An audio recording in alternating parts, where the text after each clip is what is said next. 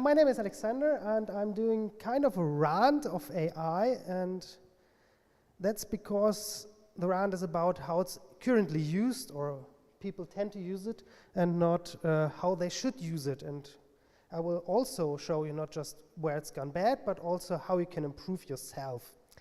So I'm a data engineer / scientist at the company called Innovex. We are not consultants, we are doing projects, so we end our stuff, we are not just doing talks. Besides that, I'm a security and privacy apologist, so I like security, and that's why I usually hate stuff about artificial intelligence, because people there are like statisticians and they don't think in a secure way. I'm also a father, a Disney sailor, and a nerd, as you might already have noticed. So, if I start this talk, usually I ask the people if they trust AI. Would you trust any AI is usually my question. People in the last year, they tended to say no, almost every time. Nobody trusts AI in the most ways. So, but I say that artificial intelligence is already here and people are using it, and I want to have trust in AI if it has to be used by anyone, especially if it controls my life, like insurances or banks or Amazon, most obviously. So I would love to have trust by default for AI, but what the hell does that mean, trust? So interestingly, people are, by some survey, more comfortable with algorithmic decisions than with decisions by humans, which actually makes no sense, because I can ask a human, why did you do that to me? If I asked the Amazon algorithm, and I had that problem with a missed package, the algorithm wasn't answering me. I had to ask a human person. So what is trust? That's also a damn question, because it's hard to define. So these are some dictionary definitions of trust. Yeah, the belief that you can trust someone or something, that's recursive. It doesn't really make sense. It doesn't help with this question. So let's dive into some interesting examples. In artificial intelligence, we see that the best examples to show are obviously images, because they're imaginary. You can see them here. But we also have some problems. So there are these great neural networks and ResNet and whatever, VGG, FACE, whatever. And I would say that there are already problems at some very basic level, because here we have some images of bananas. But what do you see on that image? It depends on what you want to say. There are like 100 definitions for that image. So if you follow the link, you will find all the different definitions, but here are just 2 of them. You could also say this are some yellow fruits, or this is a fruit market, whatever. It gets interesting here, so it's about definition. Maybe we want the AI to be some kind of superhuman. Interesting problem. We also have some other interesting problems. The AI tries to fool us very hardly. Very hard, not very hardly. So here we have an interesting example of reward hacking. You ever heard of reward hacking with AI? If you train an AI to do something, and especially occurred with computer games where it's played, the AI tended to cheat, actually. So the goal of this game was for the boat to go in circles on the track and to win at some time. But it tended to just go in circles here in this small area, because these are bonus points, and they come back after like 2 seconds. So the boat rams the wall, it gets on fire, collects the bonus, goes back and back and back, and does this forever and ever and ever and ever. And there are like hundreds of examples for reward hacking in AI. One very interesting example was just a few weeks ago. Somebody hacked his Roomba, his cleaning robot, and he was annoyed by the Roomba bumping into his furniture. So he hacked it, put another AI on it. And the goal of the AI, so what he was training for, was not bumping into stuff. So what did the Roomba do? It drove backwards because it doesn't have bumper sensors on the back. Great, that's reward hacking. We have another great problems with AI, for example, translation. So it's actually sexist if you do it wrongly. So there are languages like the Turkish language, which are gender neutral. So she is a cook and he is a cook would be actually the same sentence. So we have here a problem if we translate something like she is a cook into Turkish and back, then the result would be something like he is a cook or she is a cook, depending on the actual sexist state of the Google Translator. So this was a problem in 2017, and it only took 2 years to come up with a solution. Now Google Translation offers you 2 versions of the same sentence depending on all the currently available genders. The same happens for, you might have seen that if you use Gmail. They have a smart compose feature that's very much the same like in LinkedIn, where you have this small sentences already like, okay, yeah, I want to meet you, or hey, that's a bad request you have. And actually Google forbids from now on to have sentences automatically created which could be sexist or racist or anything like that. So they just skip it and they won't say that word they don't want to have. One of my favorite examples is a piece of art by James Brittle. He took an autonomous car. He's drawn a circle and a dashed circle around the car, and then commanded it to move. What happens? If you're a driver, you should know that the autonomous car cannot leave that circle. It's trapped forever. It's just a very simple trap. Not so funny is that these autonomous cars already killed people, which is not so cool. So we have the Uber car, that we already heard of that. We heard about the Tesla autopilot problems, but also the Waymo killed somebody, but it was not his fault. The Waymos are quite safe because they just drive like 20 kilometers per hour and brake on everything they see. So it's a super defensive. Actually, there is a funny game currently in California by the youth there. They paint big stop signs on just some paper, and if the Waymo comes, they jump in front of it, and the Waymo stops. And they do it all the day long. They think it's funny. Me too. So that leads us to this trolley problem. You may heard of it. And there was already a survey on like solutions for the trolley problem, where you have to decide, do you want to kill 3 apes or grandma, 3 toddlers, or whatever. So this is a result. So if you don't want to be killed by an autonomous car, try to be a child, maybe a doctor. You don't want to be a cat or a criminal cat, something like that. That wouldn't help. Oh yeah, this was an interesting example. You remember Tay, the chatbot by Microsoft?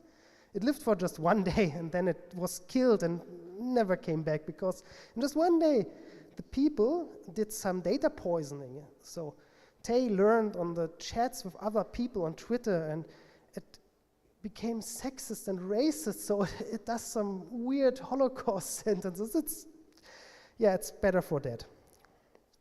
So that was data poisoning, just weird people on the internet. We know that people at Twitter are weird. So, but we can come up with other stuff that's quite funny with artificial intelligence. We can fool it. So most image recognition networks at the time of 2015 would recognize these images at what is stated below. Of course, that's a stethoscope and an assault rifle. But obviously we would see that somebody is doing weird stuff with our neural network.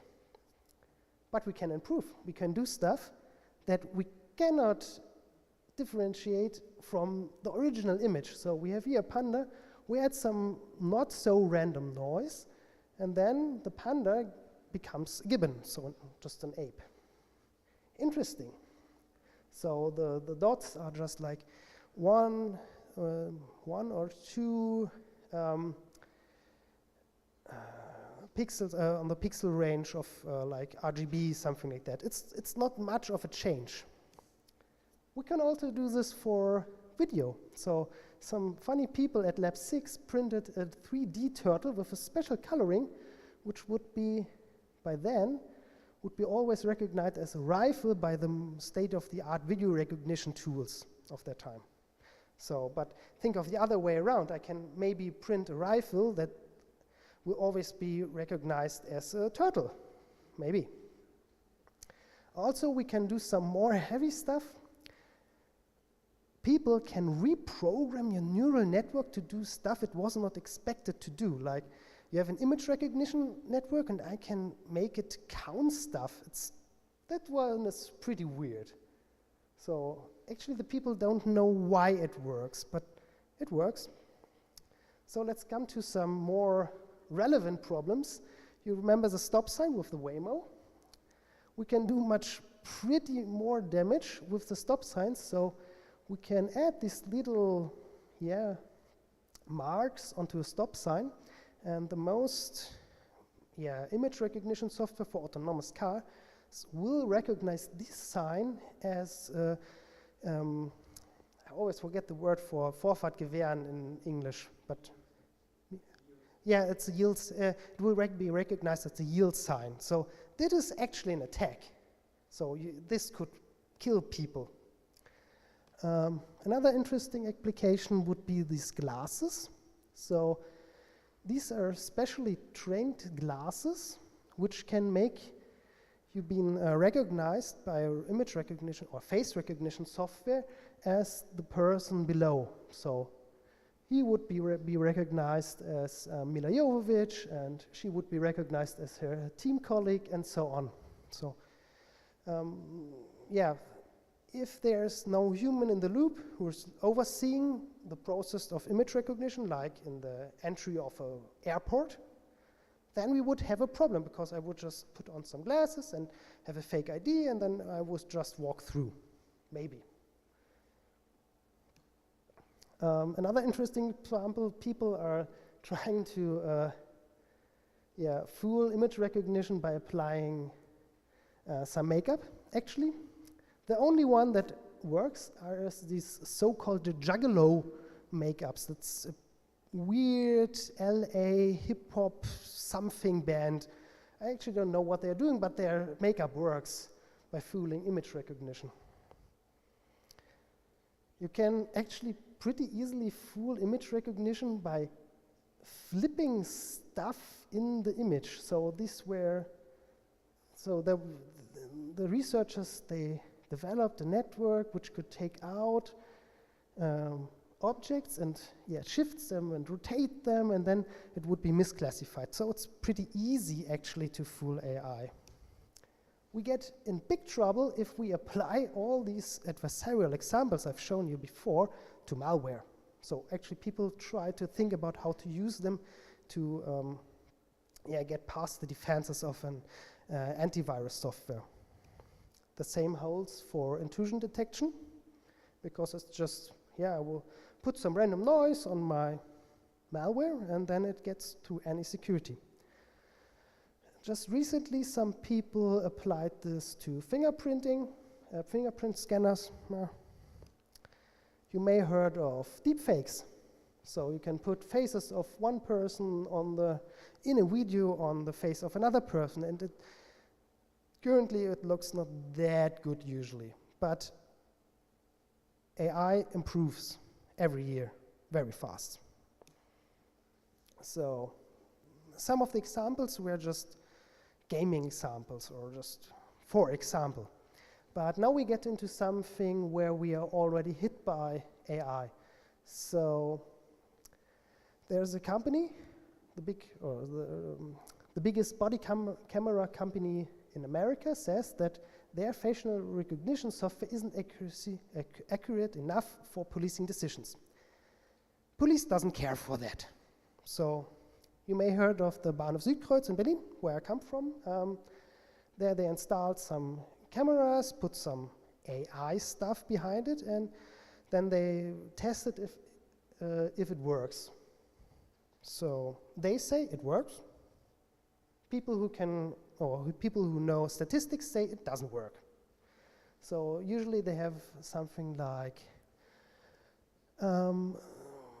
in 1,000 samples, they have something like 300 false positives, 9 positives, and 1 false negative, something like that, which turns out into the Bahnhof Südkreuz is passed by 100,000 people every day, which makes several thousands false negatives and false positives. It's very bad. So the chaos the CCC, they have written a survey on that, and they corrected the statistical misdoings by the police, and the police answered, and they said, no, this is wrong. We have hired some mathematicians, and they told us they are pretty sure it works, and it's an ongoing problem.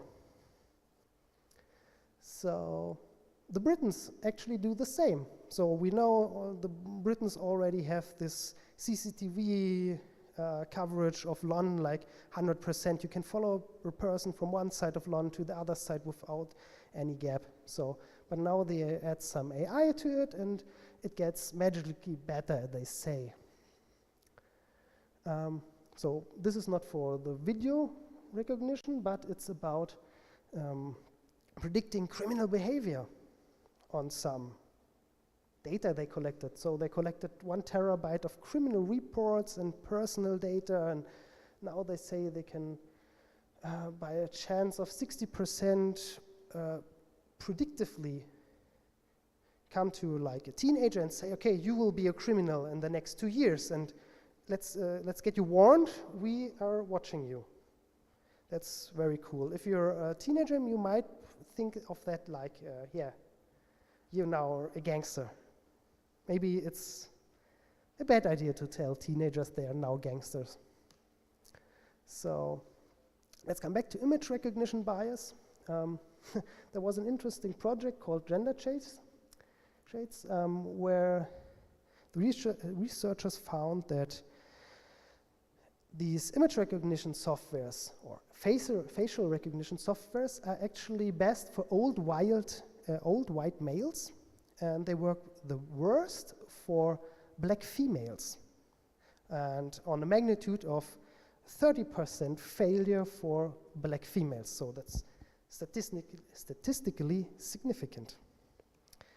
Google fucked that up much more in prior. You might remember that one. What was the solution by Google? They just forbid the tag of gorilla, and that was their solution. You couldn't learn and tag people or black people as gorilla anymore, that's it. So they didn't come up with a solution for that besides not doing it. China is rolling out their social credit system.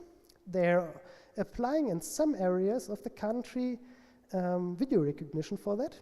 So we have a street crossing where a camera is installed which will recognize people unlawfully passing the street. So her name is Dong. She is the CTO of a big company in China, and as you might see, she passed the street unlawfully. So she's the woman on the bus. And after that, this is a screen on the street which will show your name and I think like your ID number and the amount of fine you have to pay for that. So it's public shaming for her. I don't think she's interested in that because she's a CEO, so she would have like the 50 euro to pay, but I think that doesn't work. Amazon tries to install a face surveillance to your front door. So you have this AI-powered doorbell which will ring an alarm to the police if people coming next to your door which you have already marked suspicious. That's an actual patent by Amazon. So what could go wrong possibly, like in a white neighborhood where people mark Mexican people? That's not nice of Amazon. So regulators tend to be not interested in problems like that if they are not betroffen, I forgot, huh? Affected, yeah. So that's why the people of the ACLU made the same experiments we have seen before, like with the gender changes for members of the US Congress. So all these members of Congress were classified as criminals. And after that, there were some meetings in the Congress about, facial recognition going wrong, and maybe we should do something. So it's like 39% of the people of color at the Congress were falsely matched, but just 20% of, but it holds for 20% of the members of Congress who are people of color. So they were also matched as criminals. That's pretty racist.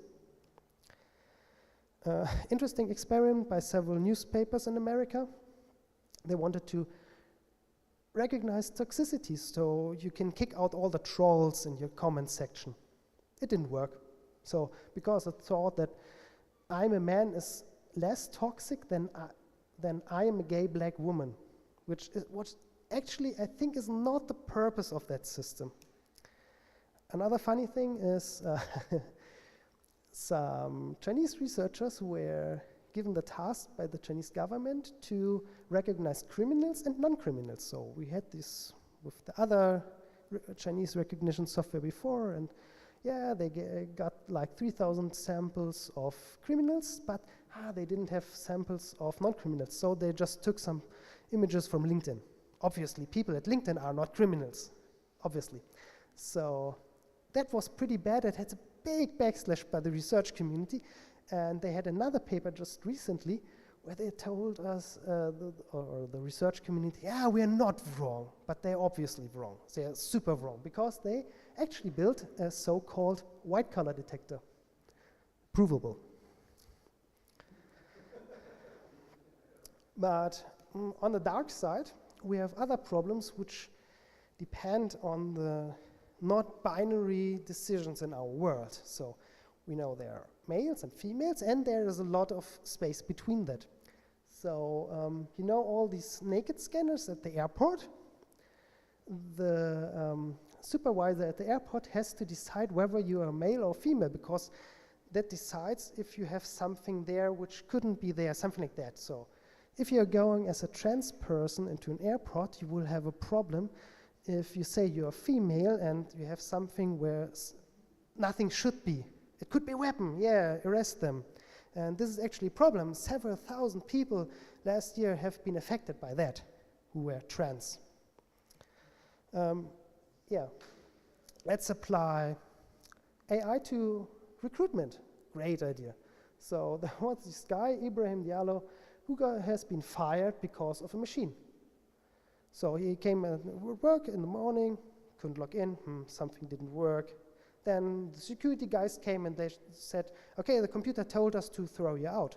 We don't know why, but we like you, but we have to throw you out now. He never got back into the company because the AI refused to let him back into the company because he was fired. Not the best idea.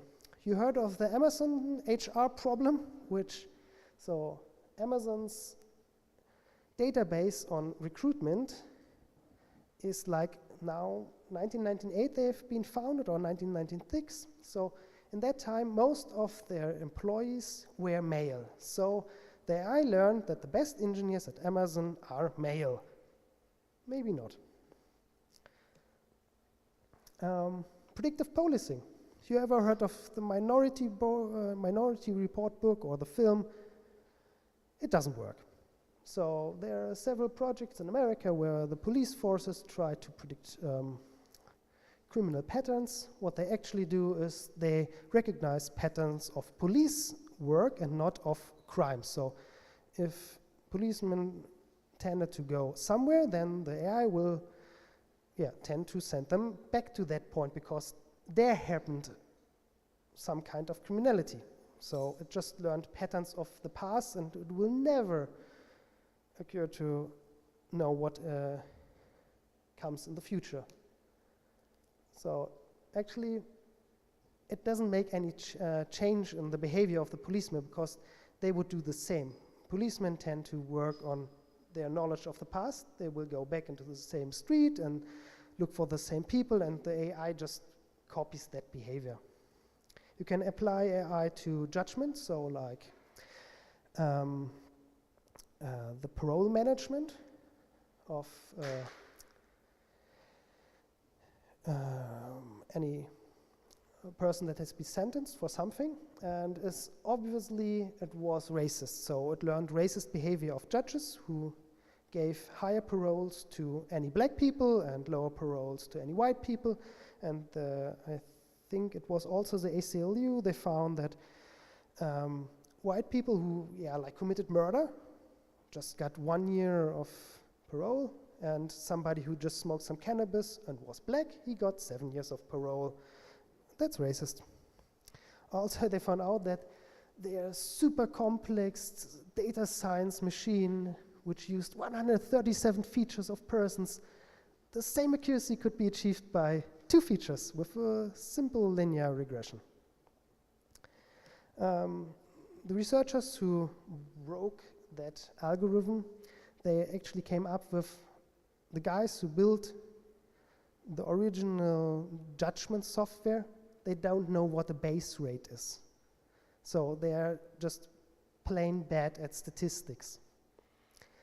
The worst example I can show you today is Faceception. That's an Israeli company who tell the people that they can recognize white-collar offenders, pedophiles, terrorists, high IQ people just by their face.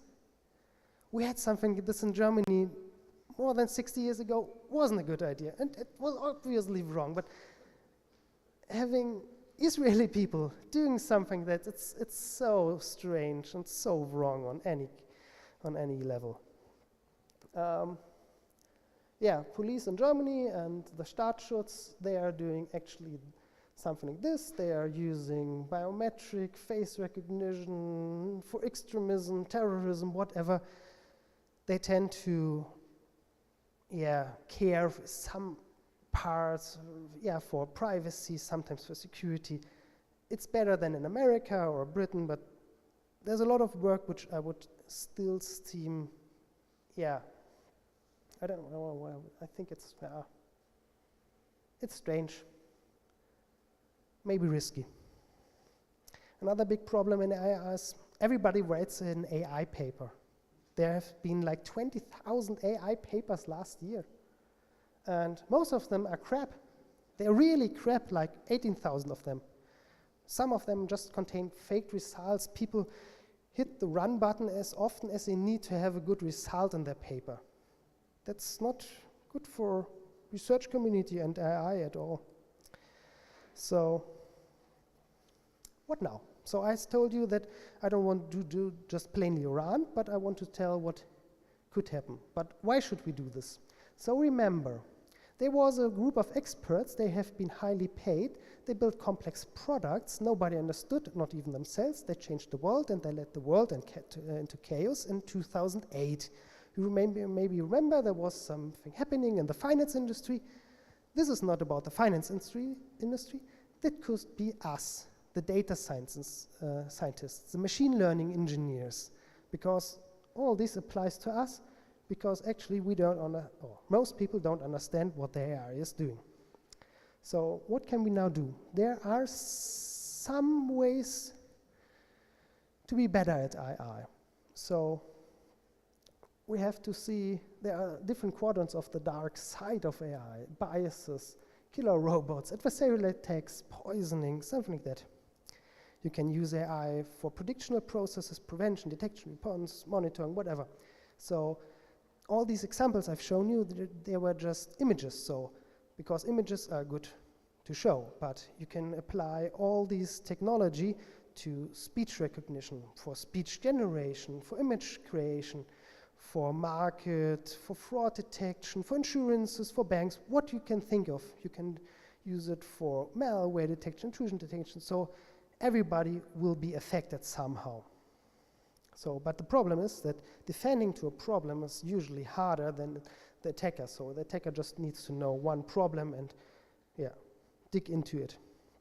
But we have to defend or cope with every problem there is.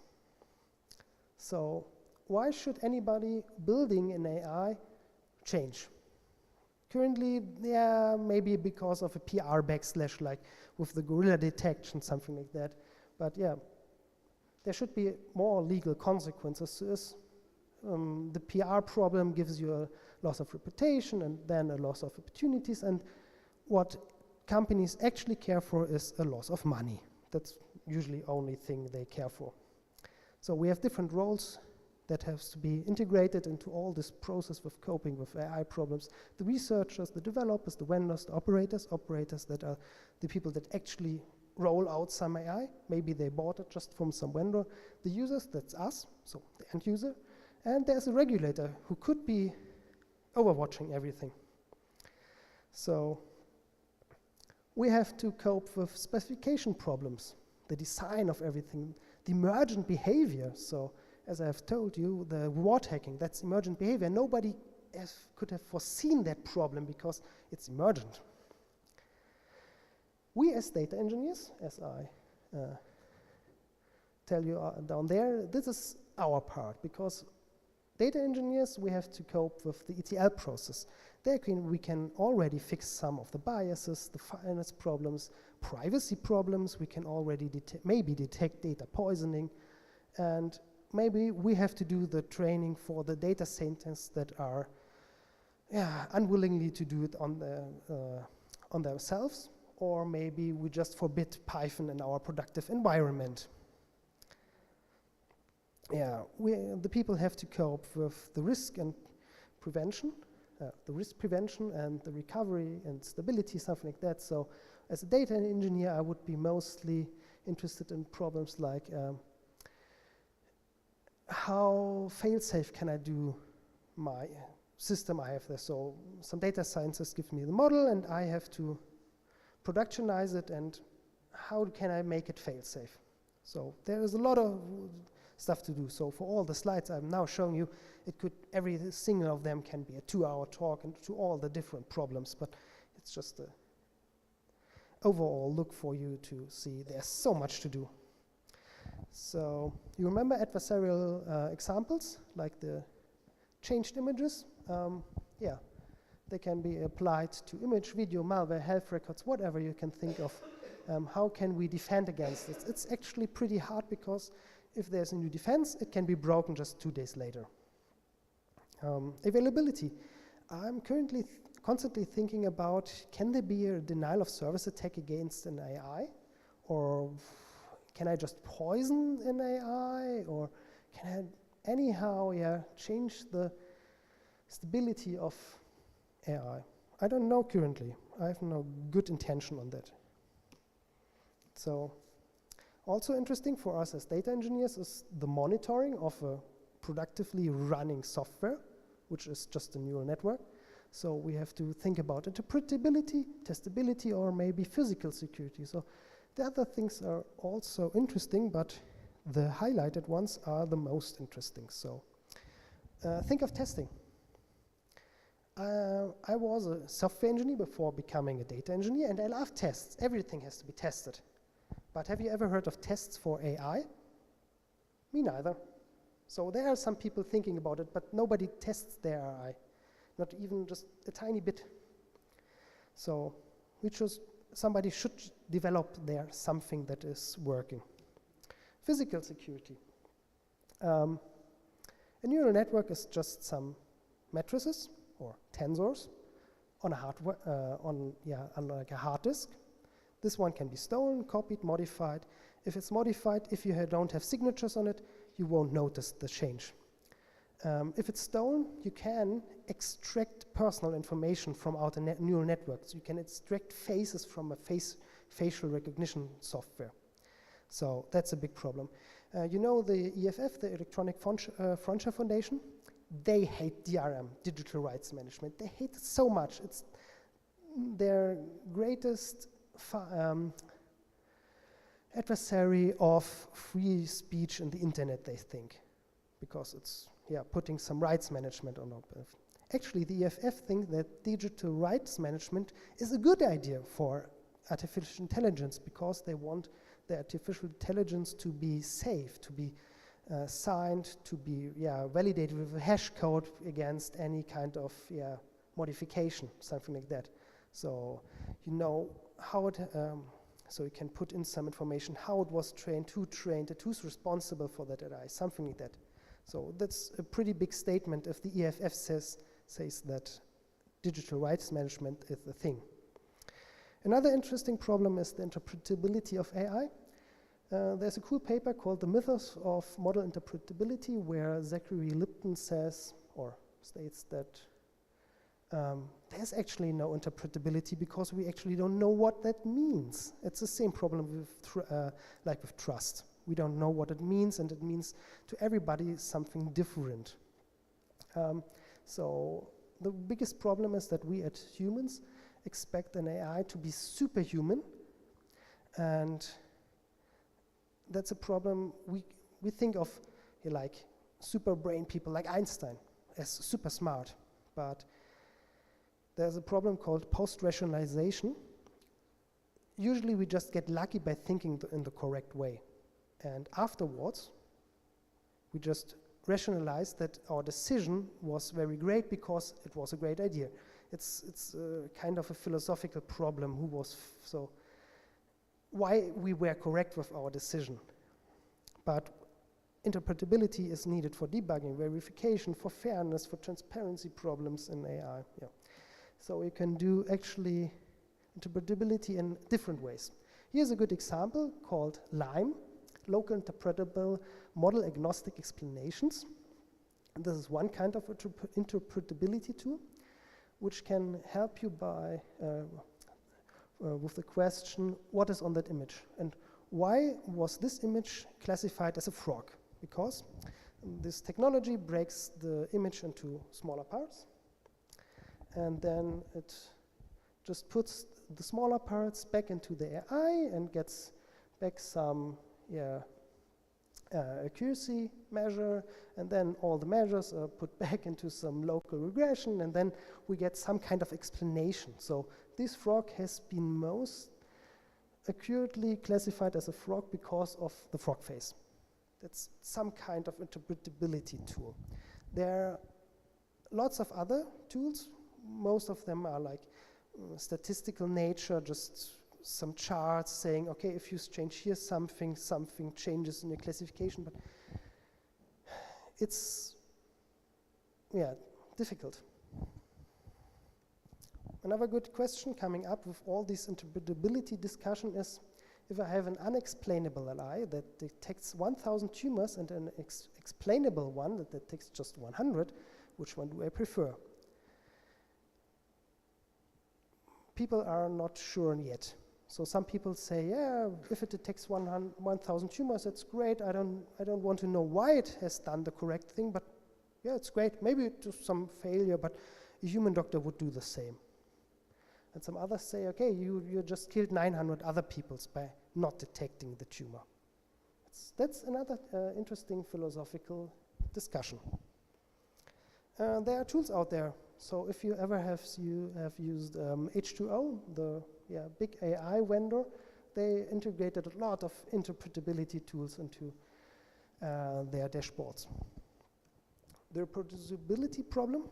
So currently researchers don't have any incentive on being reproducible, so they can just do whatever they want, write a paper about it, say they are the coolest people on the world, and nobody can check if it really worked. It's super hard to reproduce without any code, without the original data, without the original weights, with anything. So one of my students, he has currently a problem. He wants to reproduce this paper with the glasses, with the adversarial example glasses. He couldn't reproduce it exactly. It was very difficult. Actually, they provided us with code, but that is the worst Python code you have ever seen, but also they provided one in MATLAB and one in R, and super weird. So people are coming up with ethics. So should we apply any kind of ethics on our data sciencing around? Yeah, but what does it mean? Actually, currently people only talk about the discussional approach. So what are we allowed to do? What is unmorally to do with AI, something like that. But also some people, we are engineers, we always want some kind of technical approach. So just have some tool who does the ethics for us. Yeah, because of that, because of the discussional approach, there's currently the Enquete KI in the Bundestag, where they are talking about how to cope with AI in Germany. So the US has done this in like 3 or 4 years ago. The Britons have done it 3 years ago. So we are, like always, the last ones to do something new. So fairness. Some people think that if you just put enough data into some AI, everything will come out magically good. But usually the data and the data sets and the models are not objective because they have been built by some people, and yeah, humans tend to be failure. I think this one wasn't meant to be shown. So there are already fairness tools, interestingly. So people want to do some magical technology or build some magic technology to cope with problems in technology. So fix some bias in AI with more biased tech. Who could think what could go wrong? Confidentially, I already told you about the extraction of faces from outer neural network for face recognition. So there are already approaches to have privacy and encryption on top of deep learning to cope with that. So the topics here are something like homomorphic encryption. You may have heard of that, where you can operate on encrypted data without decrypting it. People are not sure if it really works. Accountability. If my autonomous car hits somebody and kills him, who is accountable for that? The car? That is actually an idea of some European researchers. They want some AI rights, like the human rights, so they want to make the AI accountable for any problem. People don't like these guys. They are pretty weird. So, but who is accountable? The vendor, the operator of the AI, the user? There's no law for that, actually. So, and the lawyers tend to say, we don't know. So, but what happens? Somebody builds an AI for fraud detection. The AI blocks some transaction of a company. The company goes bankrupt. They sue you because they can show that they were not like supporting terrorists. And then you are questioned as a witness because you built that AI, and then the question is, why did that happen? And without any kind of interpretability or monitoring or anything like that, or testing, can you provide an answer what an AI did and why and how? And it's not cool. So there should be some kind of reporting process, transparency to the public at least. Who decides about changes? How can you prove what you have done? There is regulation which is like not meant for AI, but it could be applied, the GDPR. So there's a right to be forgotten. How do you extract just one face out of a neural network? I think it's not doable. Algorithmic fairness, the right to explanation. So you would need, if you roll out an AI in an insurance, how do you cope with that right to explanation? Also, I would love a ban of killer robots as a regulation. So there are ethic frameworks by different countries. Some companies already have some AI regulation. Yeah, but do regulations by companies really work? I don't think so. So think of Volkswagen. They always told us that they are great engineers and build super clean cars, and they did not.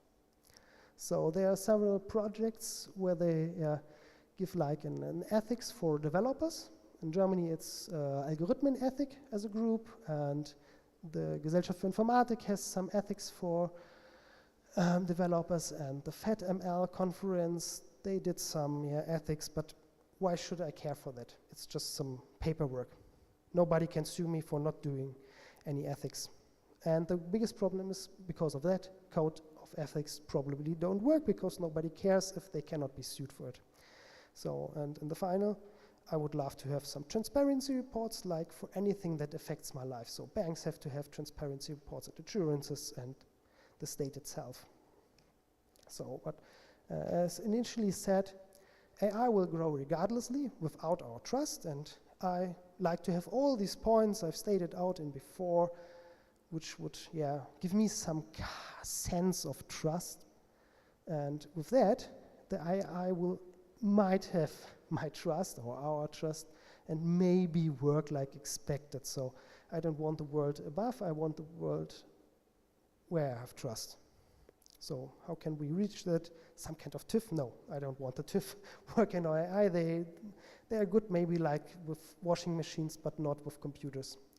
Yeah, somebody should come up with some kind of certificate, but the problem with certificates is that people get the certificate one time, but certificate, it's like security should be a process, so this certificate should be renewed like every month. So what I would like to have is education on AI. So several countries are rolling out that currently, like the British people, they already have that, or they're thinking about that as part of a data literacy in their schools and colleges. So you learn about programming, but you also learned about AI. What does it actually mean? So in the basic, it's just some matrices with linear algebra thrown at it. So it's not magically, but it's difficult to cope with. So my advice would be educate, warn, support, research, and develop AI for a better future where we can trust everything. So thanks for your time. If you have questions, maybe later, where we have more time in the back, because I think I already spent too much time. If you like to find, if you like the slides and want to have more information, I've put several pages of material in the back. If I will put the slides in the Meetup group, and you can already find it if you are Googling for my company name and dark sides of AI. There are also some slightly outdated slides. Thank you for your time.